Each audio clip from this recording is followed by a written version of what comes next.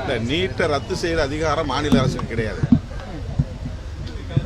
கல்வி தொடர்பான அதிகாரம் மத்திய, அதாவது ஒன்றிய அரசுக்கும் மாநில அரசுகளுக்கும் பொதுவான பட்டியலில் இருக்கிறது. ஆனால் மத்திய அரசு, இந்த இந்திய ஒன்றிய அரசு தான் தோன்றித்தனமாகவே இது போன்ற நிலைப்பாடுகளை எடுத்து மாநில அரசுகளை புறந்தள்ளி வருகிறது, நசுக்கி வருகிறது. என்றாலும் கூட தேர்தல் நேரத்தில் திராவிட முன்னேற்றக் கழகம் நீட் தேர்வை ரத்து செய்வதற்குரிய அனைத்து முயற்சிகளையும் மேற்கொள்வோம் என்ற வாக்குறுதியை தந்தார்கள். ஒரு முறைக்கு 2 முறை சட்டமன்றத்திலே தீர்மானம் நிறைவேற்றி மசோதா நிறைவேற்றி அனுப்பியும் இந்திய ஒன்றிய அரசு அதை ஏற்கவில்லை.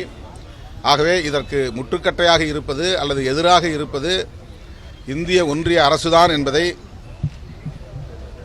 அவர் தவேக தலைவர் அறிந்திருக்கிறாரா என்று தெரியவில்லை. இந்திய ஒன்றிய அரசுக்கு எதிராக கேள்வி எழுப்ப வேண்டும் என்பதுதான் முறை. தமிழ்நாடு அரசை பொறுத்தவரையில் தன்னுடைய கடமையை செய்திருக்கிறது. இந்திய ஒன்றிய அரசு அதை தவிர்க்கிறது. அந்த பதிவில் நீட் தேர்வு ரகசியங்களுக்கு தெரியும்ட்டு இப்போதைய துணை முதலமைச்சர் பிரச்சாரத்தின் போது சொன்னார். ஆனால் சொன்ன ரகசியம் என்னாச்சுன்ற மாதிரி எனக்கு அது துணை முதல்வர் தான் விளக்கம் சொல்வார். ஈரோடு கிழக்கு இடைத்தேர்தலுக்கு வேட்பாளர் அறிவிக்கப்பட்டிருக்காங்க. திமுக சார்பில் வேட்பாளர் அறிவிக்கப்பட்டிருக்கிறார். திமுக வேட்பாளர் சந்திரகுமார் அவர்களின் வெற்றிக்கு விடுதலை சிறுத்தைகள் கட்சி தீவிரமாக பாடாற்றுவோம்.